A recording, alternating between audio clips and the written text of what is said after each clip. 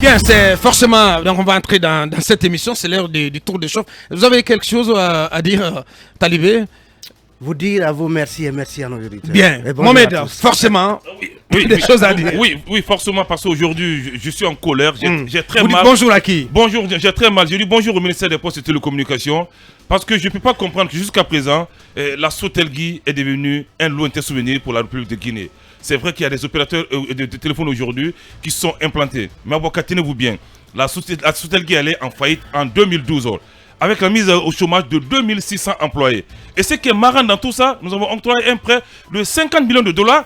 Nous avons contracté alors. Un prêt de 50 millions de dollars avec African Exit Bank et Huawei. Aujourd'hui, les équipements ont été achetés, ces équipements sont obsolètes, sont délaissés dans la cour. On n'en parle pas, personne ne pipe un mot. Bon sang de Dieu, qu'on nous dise aujourd'hui à quoi vont servir ces équipements qui ont été payés. On ne peut pas comprendre.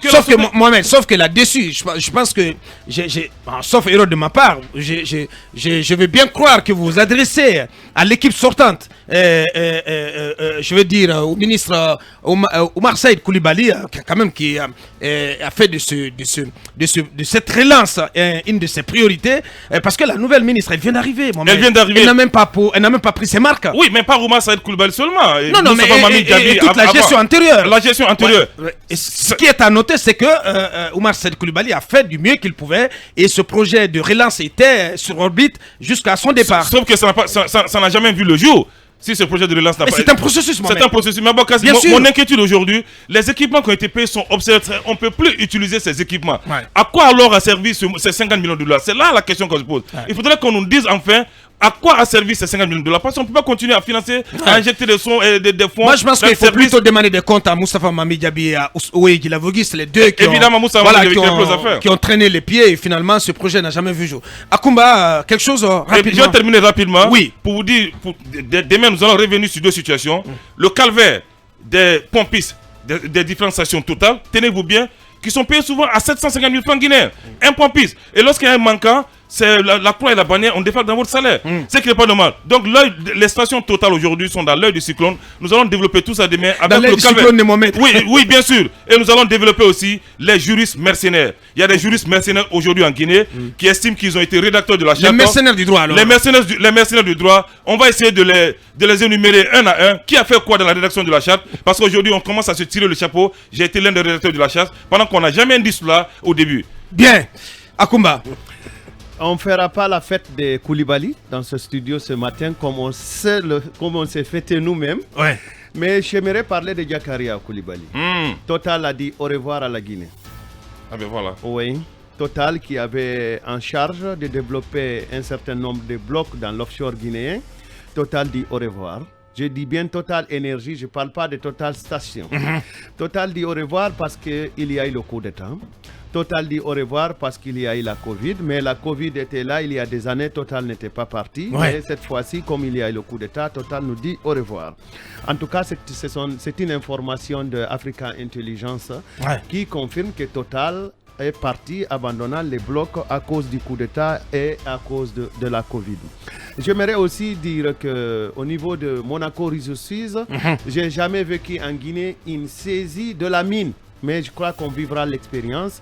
J'ai eu plusieurs informations qui m'ont confirmé que la mine de la société guinéenne de bauxite est saisie.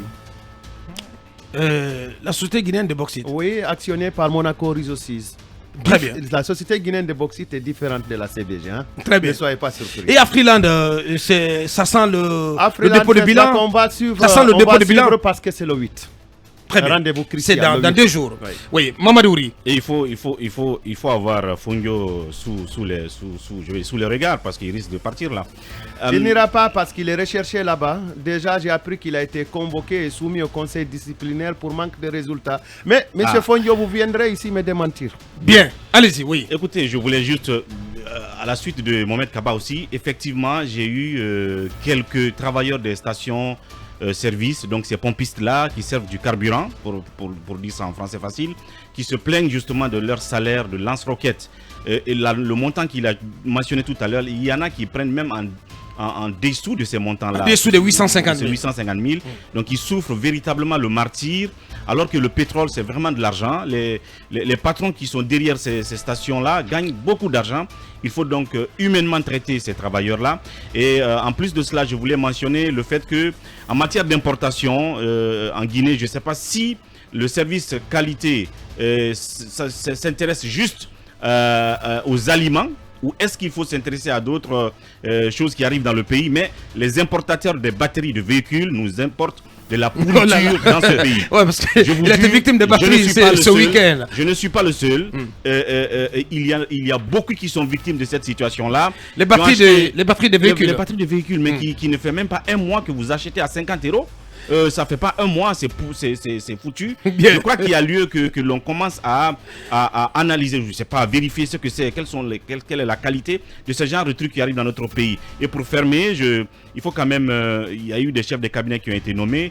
J'ai le sentiment que du côté du ministère des Télécoms, il y en a de bons qui y a été envoyé, notamment Fali Sila, bien sûr. de ce côté, comme pour dire que c'est là encore une bonne pioche. Ouais, c'est une bonne pioche, ouais, voilà. Tout à fait. Et comme c'est le cas également du côté du ministère de la santé. De la santé avec comment elle s'appelle? Sall. C'est Sall. Mademoiselle Sall. La fille de Aboubacar. Quelle est Sall? Oui. Aboubacar, Wouri m'a provoqué. Savez-vous aujourd'hui que la drogue entre en Guinée dans les batteries et dans les pièces de rechange?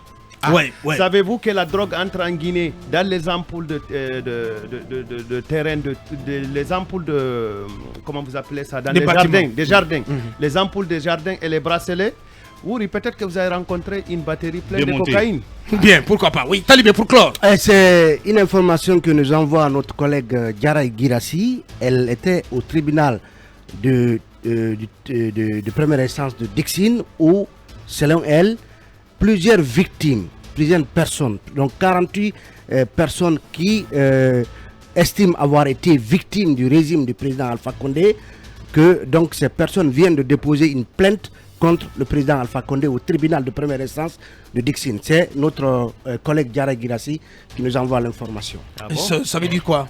Plainte contre le président Alpha Condé au mais tribunal de Dixine. Plainte pourquoi quand même? Victime de répression. Mais il faut le dire, monsieur, quand même. Oui.